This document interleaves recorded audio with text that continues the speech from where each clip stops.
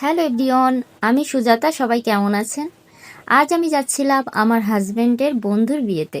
এই ব্লগটা কিছুদিন বলতে অনেক দিন হয়ে গেছে, আমি এডিট করতে পারিনি সময়ের অভাবে। ফার্স্টেই হচ্ছে আমরা বাসে উঠে গিয়েছিলাম 0 পয়েন্ট থেকে, আর আমি রেডি হচ্ছিলাম প্রায় 12টা থেকে। আমি একা একা এভাবে শাড়ি পরতে পারি না, ফার্স্ট টাইম হচ্ছে এইভাবে শাড়ি পরলাম, তাও কারো হেল্প ছাড়া। জানি না কেমন হয়েছে, অনেক কষ্ট করে পরেছি। কতবার যে মানে ট্রাই করেছি ভিডিও দেখে আমি বলতে পারবো না। এরপর হচ্ছে আমার হাজব্যান্ড এসেছিল প্রায় বিকেল টাইমে, বিকেল বলতে 5টা বেজে গিয়েছিল তখন।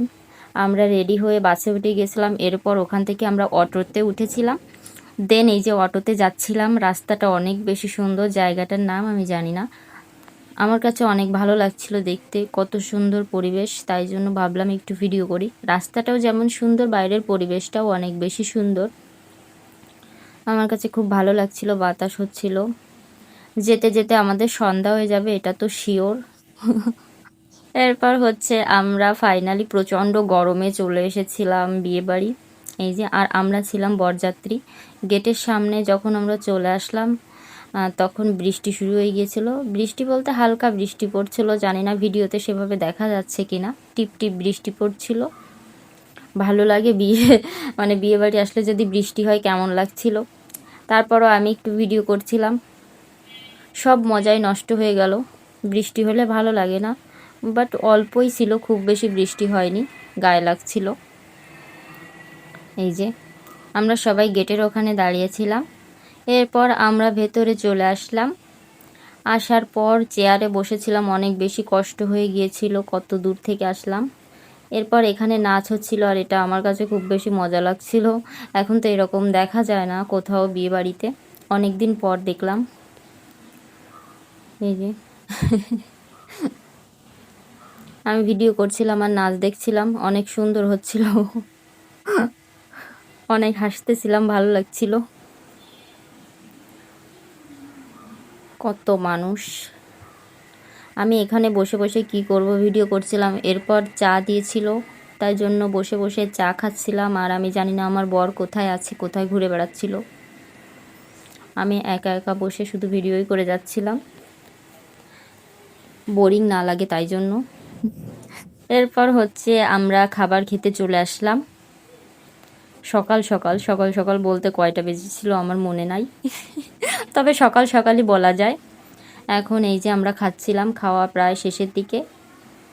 দেন এই যে বরের বন্ধুর সঙ্গে একটু ছবি তুলে নিচ্ছিলাম, আর আমার হাজব্যান্ড ভিডিও করে দিচ্ছিল। এই যে একটু পরেই বিয়ে শুরু হয়ে যাবে, তাই জন্য আমি আরেকটু ভিডিও করে নিচ্ছিলাম, হাঁটাহাঁটি করছিলাম। আর এই যে আমার হাজব্যান্ড ভিডিও করে দিচ্ছিল।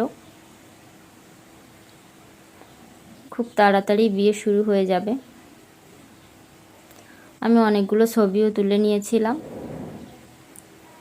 এরপর এই যে এইখানে হচ্ছে বিয়ে হবে। জানি না, সব জায়গায় এক নিয়ম না, বিয়ে না মালা বদল না কি হবে, আমি খুব বেশি জানি না, বুঝিও না।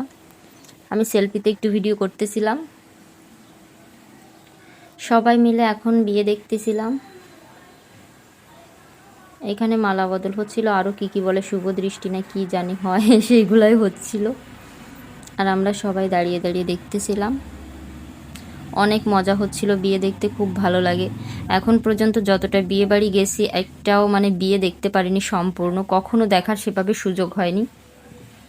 এই যে মালা বদল হচ্ছিল, এখন হচ্ছে বিয়ে হবে। এখানে কি কি নিয়ম হয় আমি জানি না এত কিছু। আর আমি তো জাস্ট ভিডিও করেই যাচ্ছি।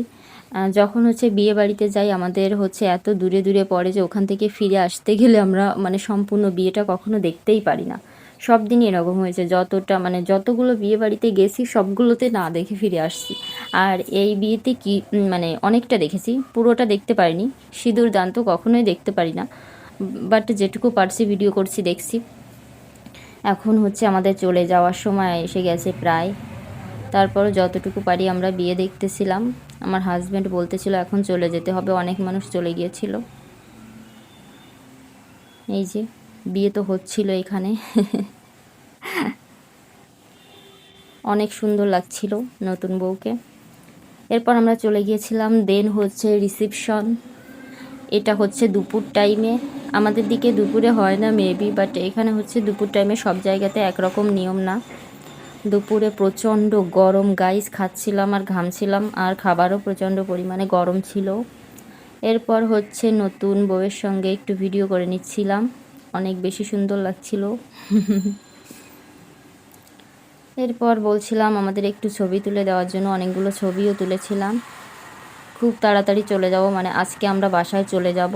প্রচণ্ড গরমে আমার চেহারার অবস্থা কী হয়েছিল, আমি কানের দুলও খুলে রেখেছিলাম গরমে, মানে গরম সহ্য করতে পারতেছিলাম না, তারপরও ভিডিও করে যাচ্ছি।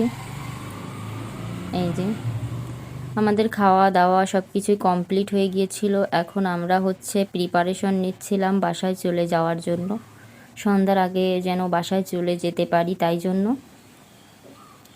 দুপুর টাইম যেহেতু, আমরা তাড়াতাড়ি বাসায় চলে যেতে পারবো। এখানে সবার ভিডিও করতেছিলাম। দুপুর টাইমে দেখেন কি অবস্থা চেহারার। এরপর আমরা হাঁটতে হাঁটতে অনেক দূর চলে এসেছিলাম, বাট কোনো গাড়ির দেখা পাইনি। আমাকে দেখেই বোঝা যাচ্ছে আমি গরমে, মানে আমার কি অবস্থা, আমার প্রচণ্ড রাগ হচ্ছিল। এত দূর হেঁটে যাওয়াও তো পসিবল না, বাট ফাইনালি আমরা একটা গাড়ি পেয়ে গিয়েছিলাম। এরপর আমার হাজব্যান্ড বলতেছিল এখানে একটা ভিডিও করে দেই, বাট আমার মুখে হাসি ছিল না, তারপরও ভিডিও করে দিচ্ছিল, গরমে হাসি চলে গিয়েছিল।